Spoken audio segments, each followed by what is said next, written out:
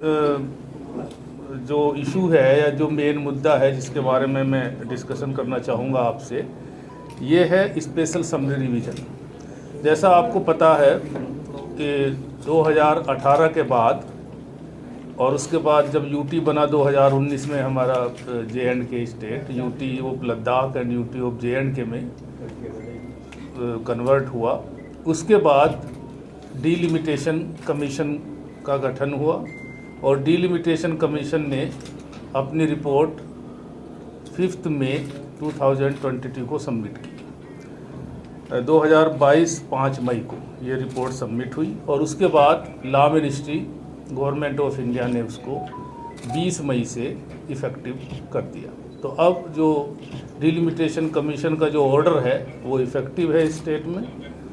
और जैसा आपको पता है कि पहले 83 सीट्स थी, क्योंकि अर्स्टवाइल J&K स्टेट में 87 असेंबली सीट्स थी।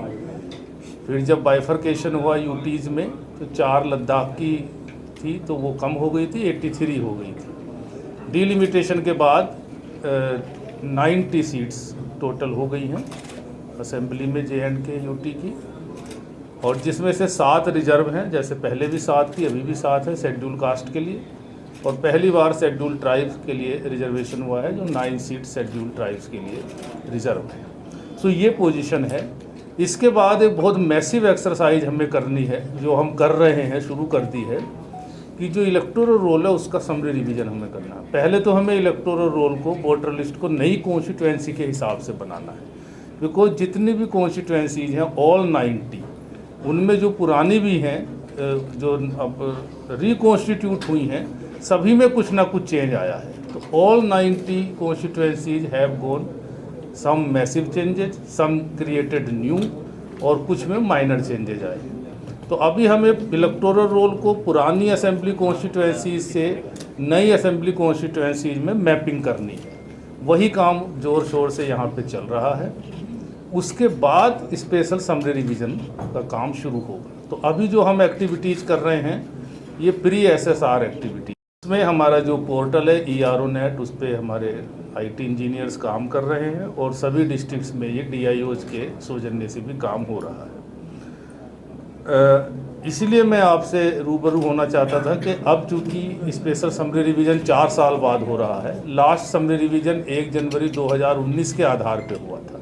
यानी 1 जनवरी 2019 के बाद जो लोग 18 साल के हो गए हैं उनका वोट अभी हमारी वोटर लिस्ट में नहीं है। तो एक मैसिव चेंज आएगा वोटर लिस्ट में, और काफ़ी वोट इसमें ऐड होंगे। यानी जो 18, 19, 20, 21, इवन 22, 23 साल के भी हमारे यूथ हैं, अब उनको मौका मिलेगा कि वो वोटर लिस्ट में अपना नाम दर्ज करा सकें। जो शेड्यूल है स्पेशल समरी रिवीजन का, हमने जैसे बताया कि ये रीऑर्गेनाइज करके और मैपिंग करके वोटर लिस्ट को नई इलेक्टोरल रोल बनाएंगे, असेंबली कॉन्स्टिट्यूएंसी नई के हिसाब से, 90 के हिसाब से, और ये 15 सितंबर 2022 को हम पब्लिश कर देंगे ड्राफ्ट ऑफ वोटर लिस्ट। ये हर पोलिंग स्टेशन पे पब्लिश होगा। इतना ही मैं बता दूं कि पोलिंग स्टेशन भी बढ़े हैं, लगभग 600 पोलिंग स्टेशन नए ऐड किए गए हैं, और नए पोलिंग स्टेशन और पुराने सब मिलाकर के आज की डेट में 11,370 पोलिंग स्टेशन हो गए। तो हर पोलिंग स्टेशन पे ये ड्राफ्ट पब्लिश होगा। हर पोलिंग स्टेशन पे हमारा बूथ लेवल अफसर है, वो अपॉइंट हो गए हैं। साथ ही हर कॉन्स्टिट्यूएंसी के लिए इलेक्टोरल रजिस्ट्रेशन ऑफिसर भी अपॉइंट हो गए हैं, और AEROs भी अपॉइंट हो गए हैं। तो 15 सितंबर को ये पब्लिश हो जाएगी। उसके बाद 40 दिन का टाइम दिया गया है यूथ को, या जो 18+ हो रहे हैं, 1 अक्टूबर 2022 को, यानी ये क्रूशियल डेट है। 1 अक्टूबर 2022 हमने रखा है, जिससे लेटेस्ट बिल्कुल अपडेशन हो इलेक्टोरल रोल का। तो 1 अक्टूबर 2022 को जो 18 साल के हो रहे हैं, या उससे पहले जो 18 साल के हो गए हैं, उन सबको मौका दिया जाएगा। 40 दिन का टाइम हमने क्लेम्स और ऑब्जेक्शंस के लिए दिया है। ये भी मैं बता दूं, बिकॉज 4 साल बाद हो रहा है और काफ़ी तादाद में लोग यहाँ पे वोट बनवाएंगे।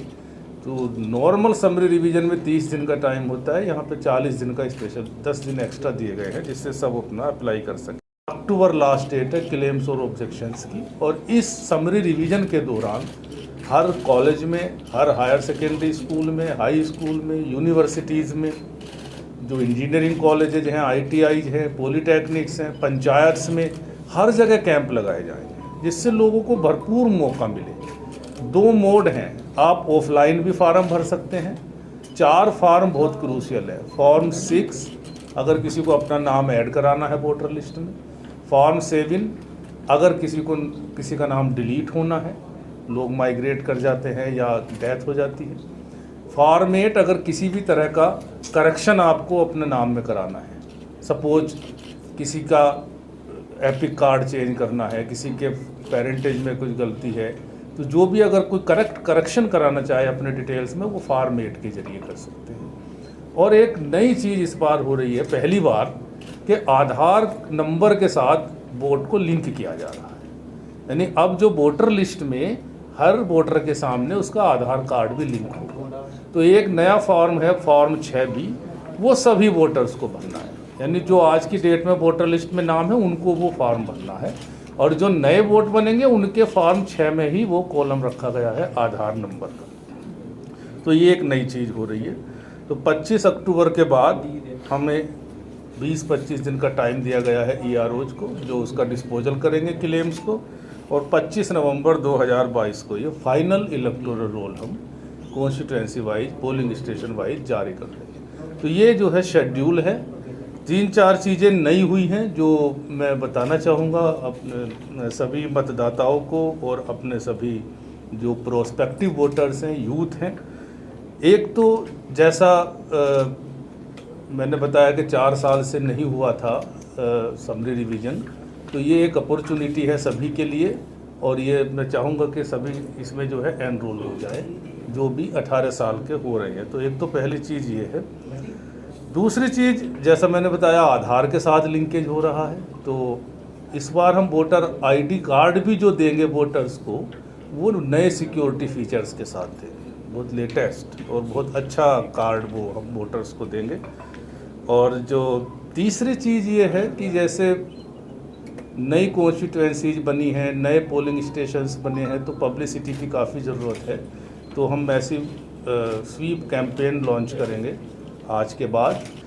एक चीज़ जैसे आपको पता होगा कि एब्रोगेशन ऑफ 370, उसके बाद काफ़ी ऐसे लोग हैं जो पहले असेंबली में वोटर नहीं होते थे, लेकिन अब उनका नाम वोटर लिस्ट में आ सकता है।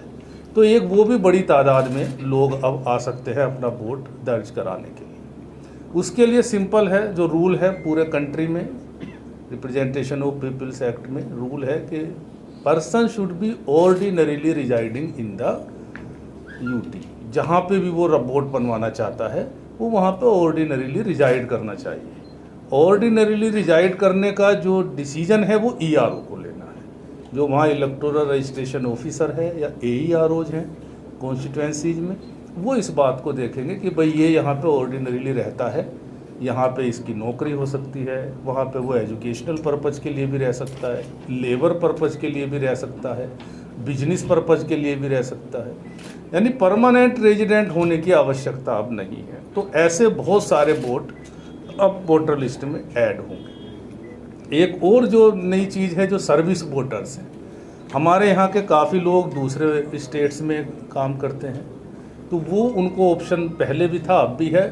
They can register themselves as service voter, यानी उनका नाम वोटर लिस्ट में एज सर्विस वोटर दर्ज हो जाएगा, और वो जहाँ भी पोस्टिंग है उनकी, चाहे वो आर्म फोर्सेज में है, पैरामिलिट्री फोर्सेज में है, आर्मी में है, वो वहीं से अपना पोस्टल बैलेट दर्ज कर सकते हैं जब भी इलेक्शन होता है। ऐसे ही काफ़ी लोग देश के दूसरे हिस्सों से भी यहाँ पोस्टेड हैं, तो उनको भी एक ऑप्शन है, अगर वो पीस स्टेशन में पोस्टेड है तो वो यहाँ का भी वोट अपना बना सकते हैं। फॉर एग्जाम्पल जम्मू में पीस स्टेशन है, अगर यहाँ किसी की पोस्टिंग है बाहर का आर्मी या आर्म फोर्सेज में, अगर वो ऑप्शन रखता है कि मुझे यहाँ वोट बनवाना है, तो वो भी यहाँ का वोटर हो सकता है। तो ये सारी चेंजेज इस बार हैं, इसलिए ये बड़ा चैलेंजिंग काम है। एक चीज़ जैसे आपको पता होगा कि एब्रोगेशन ऑफ 370, उसके बाद काफ़ी ऐसे लोग हैं जो पहले असेंबली में वोटर नहीं होते थे, लेकिन अब उनका नाम वोटर लिस्ट में आ सकता है। तो एक वो भी बड़ी तादाद में लोग अब आ सकते हैं अपना वोट दर्ज कराने के लिए। उसके लिए सिंपल है, जो रूल है पूरे कंट्री में, रिप्रेजेंटेशन ऑफ पीपल्स एक्ट में रूल है कि person should be ordinarily residing in the UT. जहाँ पे भी वो वोट बनवाना चाहता है वो वहाँ पे ऑर्डिनरीली रिजाइड करना चाहिए।